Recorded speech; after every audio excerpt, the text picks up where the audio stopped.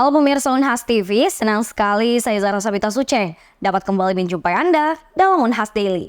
Dalam beberapa menit ke depan kami akan menyajikan berita teraktual hanya untuk Anda. Pada kesempatan kali ini kita akan membahas suatu tempat yang menjadi tujuan para pecinta kuliner dengan selera tinggi dan siap menggelontorkan uang untuk pengalaman kuliner yang luar biasa. Simak lebih lanjut tentang kafe tersebut, di mana harga mahal sebanding dengan keindahan dan kelezatan di setiap sajian. Berikut informasi selengkapnya untuk Anda. Hari ini kita akan membahas suatu tempat yang tidak hanya sekadar kafe, melainkan sebuah destinasi kuliner mewah yang memadukan keindahan rasa, presentasi estetis, dan eksklusivitas. Mari mengupas lebih dalam tentang kafe apa saja yang menjadi tempat di mana harga bukanlah sekadar angka, melainkan investasi pada keistimewaan kuliner. Kolektif Kof Cafe yang merajai pemandangan kulinernya di pusat kota menawarkan pengalaman kuliner yang melebihi ekspektasi. Dari luar, bangunan yang mewah memberikan gambaran tentang keanggunan dan keunikan yang menanti para pengunjungnya. Masuk ke dalam, kita disambut dengan atmosfer yang tenang, elegan, dan dipenuhi dengan aroma menggoda dari dapur koki yang berbakat. Dengan penuh keahlian, koki-koki di kolektif Kof Cafe menciptakan hidangan-hidangan yang menggabungkan rasa autentik dengan sentuhan kreatif modern. Hai, perkenalkan nama saya Ahmad Dodi. Saya mahasiswa dari Fakultas Ilmu Kelautan dan Perikanan, Prodi Ilmu Perikanan, Prodi Manajemen Sumber Daya Perairan. Angkatannya juga. Angkatan 2020. Sebenarnya 3 teratas itu umum sih di abnormal. Atau terus kalau misalkan mau hangout sama teman itu biasa di Zero Cafe atau Bujang. Tapi kalau dekat-dekat rumah sih, kan rumahku jauh dari Unhas, itu dekat seperti Warkop Azahra ataupun Pasar Kopi. Kalau sesuai sih tergantung ya, karena pertama mau ke kafe untuk apa gitu. Kalau misal untuk kerja tugas atau kerja tugas atau seperti kayak meeting sama teman, itu mungkin di abnormal atau kafe-kafe yang dekat-dekat kampus, seperti juga kolektif Kof juga. Terus kalau mau hangout sama teman, main atau mabar gitu, yang hang santai saja kayak di Bujang, di kafe Zero One kalau nggak salah, dekat rumah, seperti itu. Setiap hidangan menu di kafe ini adalah persembahan karya seni kuliner. Dari hidangan pembuka yang menciptakan sensasi pertama, hingga makanan penutup yang meninggalkan kesan tak terlupakan, setiap detail disusun dengan teliti dan diolah dengan bahan-bahan yang terbaik. Tidak hanya tentang rasa, kafe ini juga menawarkan suasana yang eksklusif dan pelayanan yang prima. Dengan dekorasi interior yang mewah dan penuh gaya, tempat ini menjadi pilihan populer bagi mereka yang menginginkan ruang bersantai yang terpisah dari keramaian. Para pelanggan setia kafe ini tidak hanya mencari makanan lezat, tetapi juga pengalaman bersantap yang lengkap. Aku Gina Rodatul Jana, aku dari Universitas Suldana Ageng Tirtayasa, cuman tahun lalu aku sempat PMM di Unhas, di Fakultas Ilmu Hukum. Kalau 3 teratas menurutku, yang pertama itu Delicate Society yang di Jalan Serigala.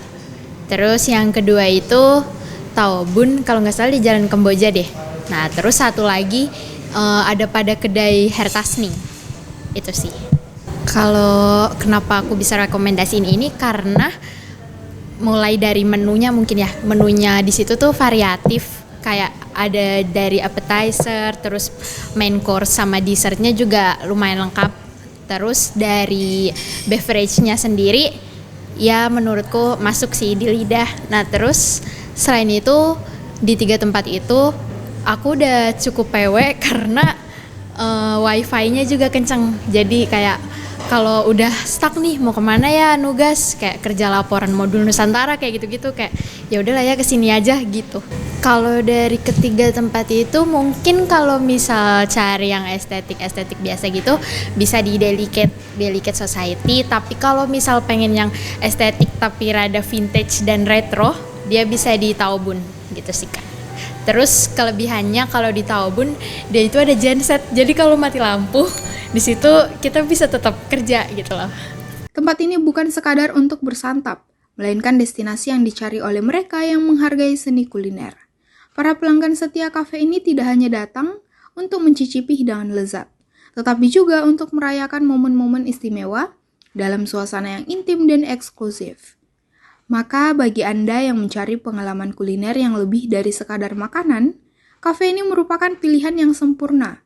Harga yang mahal di sini bukanlah hambatan, melainkan investasi pada keistimewaan kuliner yang tak tertandingi. Bergabunglah dalam perjalanan kuliner yang penuh kenikmatan di Kolektif Kof Cafe, sebagai salah satu kafe yang wajib untuk kamu kunjungi. Feni Septiani Samuel, Erlita Nur, Unhas TV. Universitas Hasanuddin menyelenggarakan workshop untuk menggagas rencana inovatif dalam rangka pengembangan dan penyelarasan kurikulum perguruan tinggi. Berikut informasi selengkapnya untuk Anda.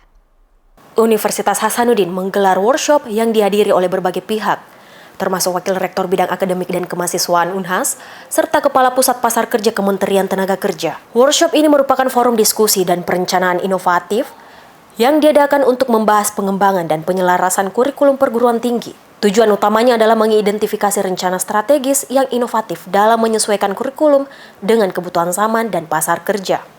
Workshop ini diadakan pada tanggal 20 Desember 2023 di Unas Hotel and Convention.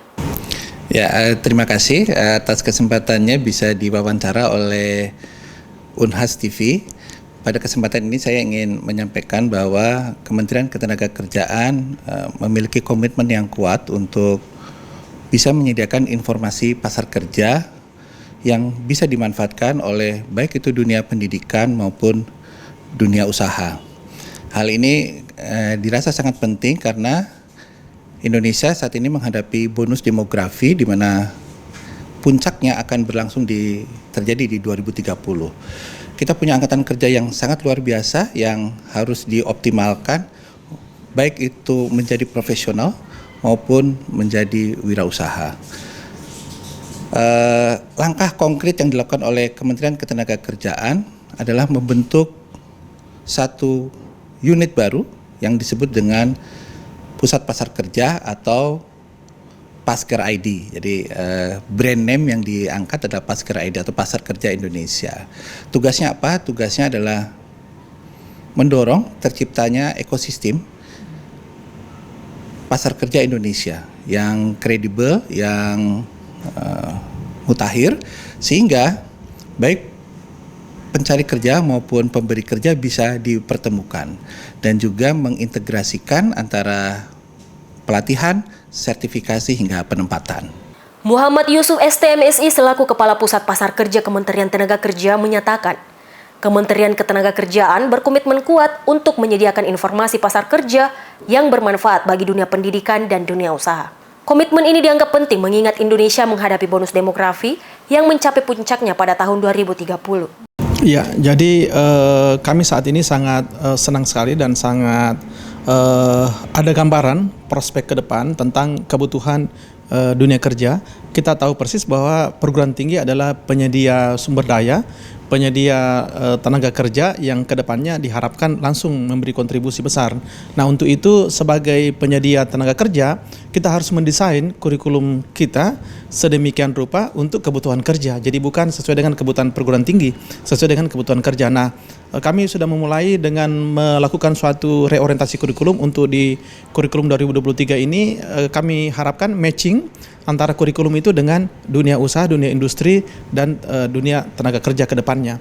Di mana misalnya dengan kurikulum 2023 itu kita menyiapkan waktu 7 semester. Jadi 7 semester Pak, mereka kuliah untuk memperoleh suatu kompetensi. Kompetensi itu dicapai dari semester 1 sampai semester 5, semester 6 dan semester 7, kita mulai ada transisi matching ke dunia kerja dengan ada konsep penguatan mata kuliah kompetensi itu, penguatan mata kuliah itu yang diharapkan 20 SKS itu mereka sudah bisa mulai magang. Nah, saat ini misalnya kegiatan magang itu kami ada beberapa bentuk, termasuk yang fleksif dan juga ada yang mandiri, dan beberapa mahasiswa kita yang sudah magang di luar, dan setelah dia belum selesai sebenarnya mereka sudah ditawarkan untuk langsung bekerja. Nah, ini salah satu modal kita karena tadi kita juga sudah diberi informasi lebih awal terhadap dunia di Dudika, sehingga akhirnya kita bisa mendesain sedemikian rupa kurikulum kita sesuai dengan kebutuhan di dunia kerja. Prof. Dr. Gigi Muhammad Ruslin, MKes PhD SPBM Konsulen sebagai Wakil Rektor Bidang Akademik dan Kemahasiswaan, mengatakan perguruan tinggi dianggap sebagai penyedia sumber daya manusia untuk tenaga kerja. Universitas menyadari bahwa kontribusi langsung perlu diberikan.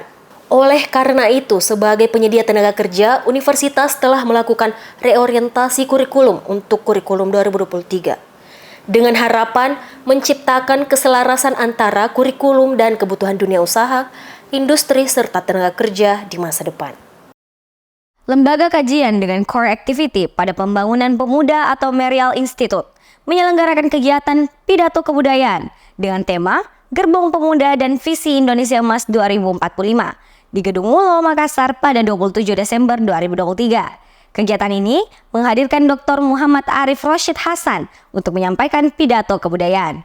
Berikut berita selengkapnya untuk Anda. Pidato kebudayaan kali ini digelar dengan mengusung tema Gerbong Pemuda dan Visi Indonesia Emas 2045. Pidato kebudayaan ini dibawakan oleh Dr. Muhammad Arif Roshid Hasan. Dalam pidatonya, ia menekankan pentingnya peran generasi muda dalam mewujudkan visi Indonesia menjadi negara emas pada tahun 2045. Gerbong Pemuda diibaratkan sebagai wahana yang akan membawa Indonesia melintasi tantangan dan memasuki masa keemasan. Visi Indonesia Emas 2045 menjadi fokus utama, di mana pemuda diharapkan menjadi garda terdepan dalam menciptakan perubahan positif. Pemimpin muda tersebut merinci upaya-upaya yang perlu dilakukan, mulai dari peningkatan kualitas pendidikan, pengembangan teknologi, hingga penanaman nilai-nilai kebangsaan. Pidato ini juga mencerminkan semangat kebudayaan yang kuat, dengan mengajak seluruh elemen masyarakat untuk bersatu demi mewujudkan impian bersama.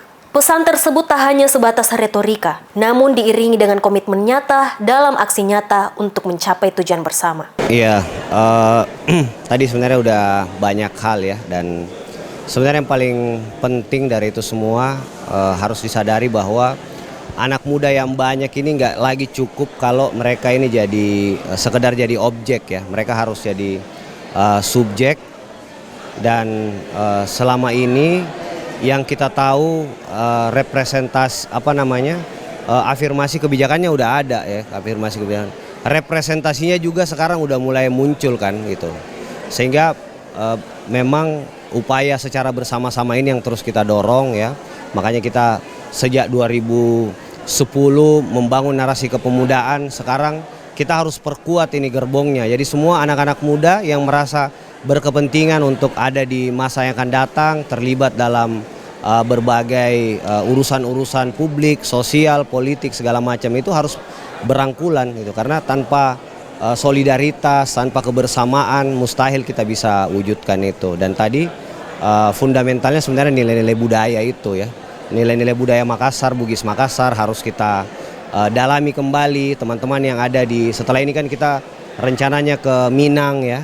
Kita pengen anak-anak di sana juga mendalami budaya Minang itu seperti apa, dan itu sehingga anak-anak muda walaupun dia di mana-mana itu tetap mengakar kuat secara budaya di mana dia berada. Dr. Muhammad Arif Roshid Hasan menyampaikan harapannya bahwa semoga semua anak muda Indonesia bisa berkontribusi pada cita-cita besar bangsa menuju Indonesia Emas 2045. Pidato kebudayaan ini sebenarnya hal yang lumrah lah, yang untuk beberapa tokoh-tokoh sudah membawakannya di Jakarta, tapi untuk di Sulawesi Selatan sendiri baru beberapa tokoh yang membawakan. Nah, sekarang karena Arif Roshid ini adalah tokoh milenial, tokoh pemuda yang menasional, maka Merial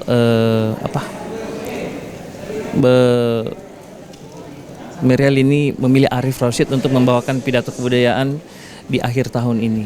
Apalagi posisi Arif adalah alumni dari kedokteran gigi Unhas, ya yang pasti dia membawa nama Unhas di tingkat nasional.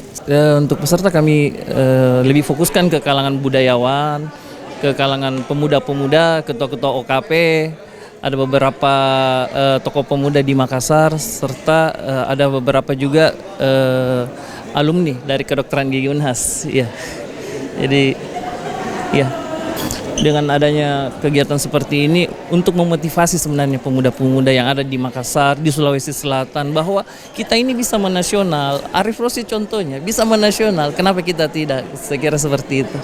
Acara ini berhasil menciptakan atmosfer semangat dan kebersamaan di antara para hadirin dengan harapan agar semakin banyak pemuda yang terinspirasi untuk berkontribusi pada cita-cita besar bangsa. Pidato kebudayaan ini diharapkan menjadi pemicu semangat dan aksi bagi generasi muda Indonesia menuju masa depan yang gemilang pada tahun 2045.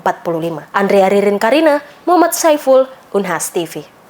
Pemirsa, berita tadi sekaligus menutup perjumpaan kita hari ini. Terus saksikan Unhas Daily hanya di Unhas TV. Saya Zara Sabita Suceng beserta kru yang bertugas. Pamit undur diri dan sampai jumpa.